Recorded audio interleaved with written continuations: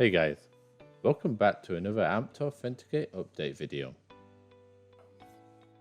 I'll be taking you through 3 of the main features in this update. The first update I want to show you is an update to the PRNU capabilities within Authenticate. We've improved the PRNU identification matching. In the previous versions of Authenticate, the PRNU identification would not match images if they had any digital zoom applied to them. Using this example, I will show you how that has been updated.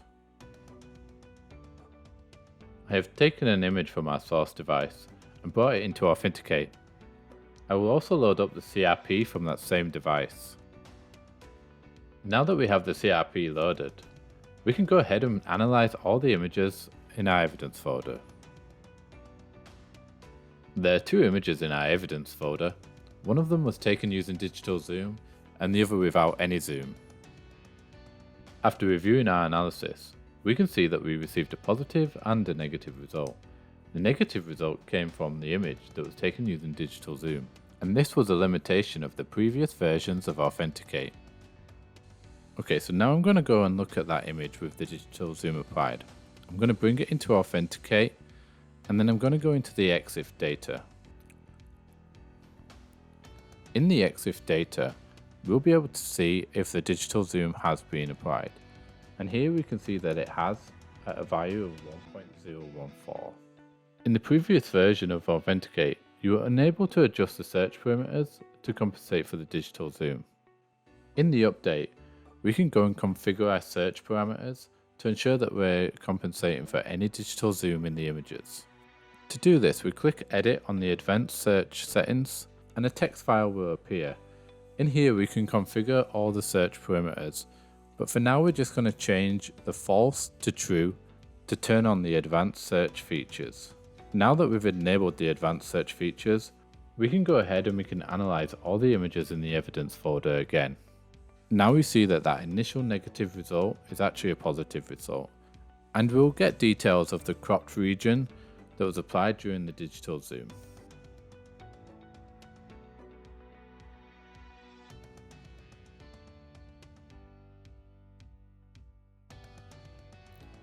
The next update we're going to take a look at is an update to the JPEG Quantization Table database.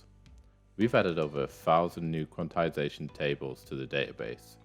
Comparing your source image metadata, specifically the make and model of the device, used against a Qt database is a quick and efficient preliminary step to start your analysis.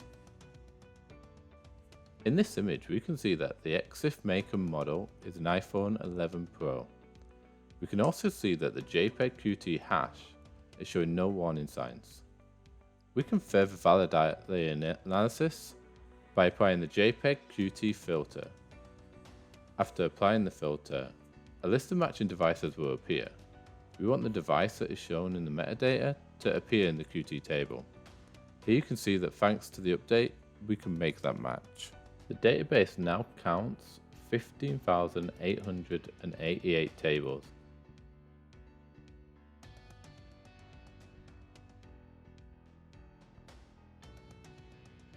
The final update in this video is an update we made to the batch processing functionality. In the previous versions of Authenticate, if Authenticate came across a problematic image, the processing would hang and halt. With the new update, this has been changed so that any problematic images will be skipped and the processing will be completed. After the report has been generated, you'll be able to see in the summary table how many images were not processed. And you can click on this, which will take you to the bottom of the report where you can see the name of those files. And this update applies to both the smart report and the batch processing.